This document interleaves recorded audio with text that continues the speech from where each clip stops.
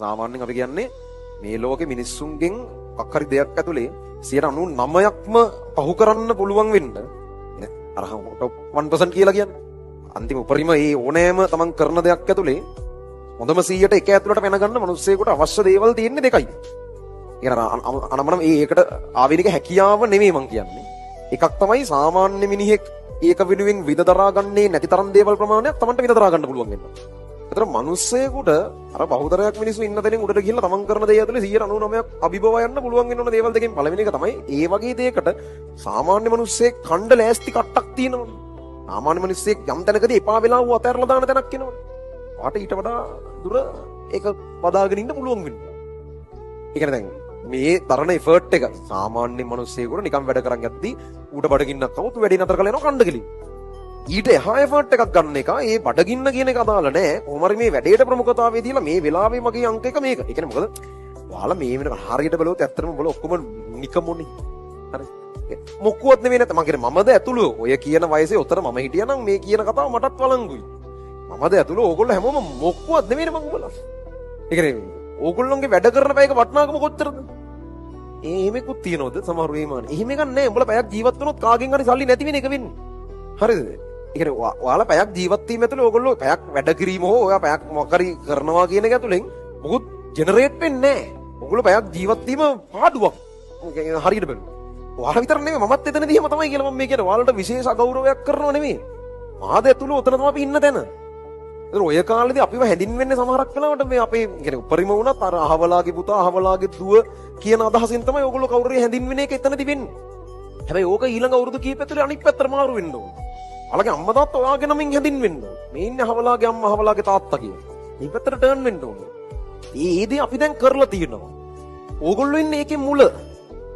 ඕගොල්ලෝ තාම එහෙම නෙමෙයි. ඕගොල්ලෝ හැමෝම මේ දස් ගාණක් නිකමු මේ ඉන්නේ හරියට බලන්න. දැනට සාපේක්ෂව. මම උතර හිටියත් මාත් මෙච්චරට තමයි අදාළ වෙන්නේ. කිසිම විශේෂයක් මගෙත් නැහැ.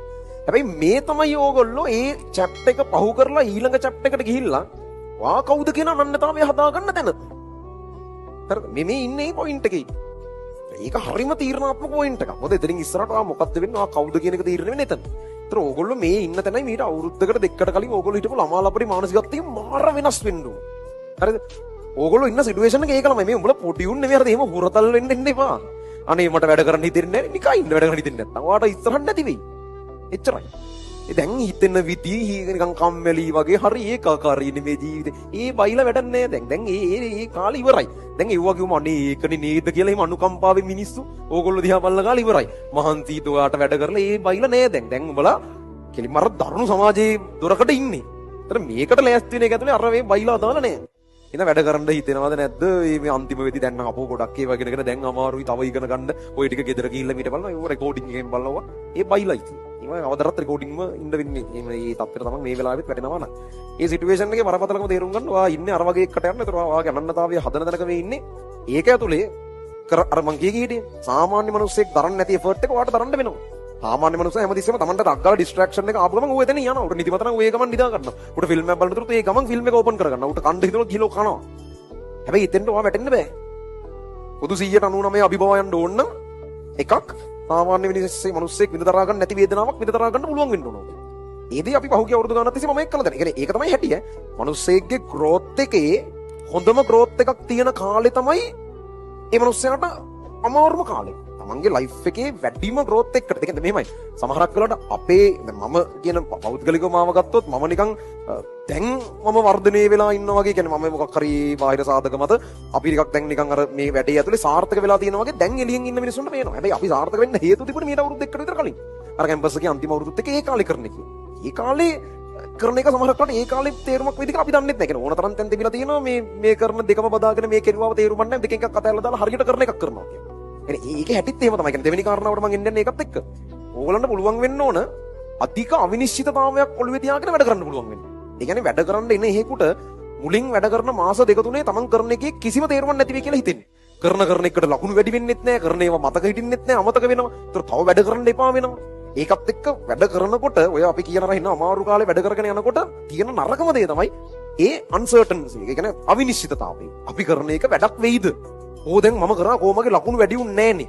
ඕ ඉතින් පුළුවන් නැහනේ ගියහතිය පාඩම් කරපේක දැන් අමතකයි. ඊම අමතක වෙනවා තමයි. ආයෙ වැඩ කරන්න ඕන. සහ මේ වැඩ කරන එක එකපාර අපිට ඵලදායි කියලා පේන්නේ නැහැ. ඔන්න ඔය කාරණා දෙක අවුලක් නැතුව Tamanට මැනේජ් කරගන්න පුළුවන් නම් අනිත් මිනිස්සෙක් සාමාන්‍යයෙන් විඳ දරා ගන්න නැති මට්ටමේ වේදනාවක් දක්වා Taman විඳ දරා ගන්න ලෑස්ති නම්. දෙවැනි එක අනිත් මිනිස්සෙක් වැඩ කරන්නේ නැති තරම් අවිනිශ්චිතතාවයක් හිතේ තියාගෙන Tamanට වැඩ කරන්න පුළුවන් නම්. ඒ කියන්නේ ඕන එකක යම් කාලයක් වැඩ කරන්න වෙනවා මේක හරියයිද නැද්ද මම මේ කරන දේ තේරුමක් තියෙනවද කෝ දැන් මම මාසයක් මහන්සි වෙනවා කෝ ලකුණු ගිය මාසෙ තැනමනේ ඒ අවිනිශ්චිතතාවය තමයි තියෙන දෙවෙනි කතන්දරේ. ඔය දෙක හිතේ තියාගෙන ඔය දෙක විතරාගෙන ඕගලන්ට වැඩ කරන්න පුළුවන් නම් මේ අර টොප් 100කට ඕගලන්ට එන්න පුළුවන්. සාමාන්‍යයෙන් 106 7ක් කොහොමද ඒකක් ගන්නවා කෙමිස්ට්‍රි. 101ක් කියන්නේ බොහොම අන්තිම කෙලවරක් ගැන මේ කතා කරන්නේ. ඒක කරන්න පුළුවන්. අර දෙක හදාගන්න. සාමාන්‍ය මිනිස්සෙක් විතරා ගන්න නැත්තරම මේ විතරා ගැනීමක් වාට පුළුවන් වෙන්න ඕන. ගොඩක් යුන් අතහැරලා දාද්දි ඔයා ඊළඟ ටිකට යන්න ඕන කොහොම හරි. ගොඩක් යුන්ට මේ අවිනිශ්චිතභාවය දරා ගන්න බෑ. වැඩ කරාට වැඩක් වෙන්නේ නැහැ නේ. අර ටක් ගාලා හරියන්න ඕන. එහෙම වෙන්නේ නැහැ. එහෙම වෙනවනම් හැමෝම මේව කරනවා. එහෙම වෙන්නේ නැහැ. ඒක තමයි දෙවෙනි කාරණාව. ඕවා හරියට මේව කරගෙන Tamanට එකපාර වැඩ කරද්දී හරියන්නේ නැහැ කියලා වුණත් හිතෙන්න පුළුවන්. කාගෙන අල්ලගෙන ඉන්න එක තැනකදී තමයි ඕක පත්තු වෙලා පේන්න පටන් ගන්න. එළියට මේක පුපුරලා මේ කරන එකේ ප්‍රතිඵල එන්න පටන් ගන්න. එක තැනකදී ඒ වෙනකන්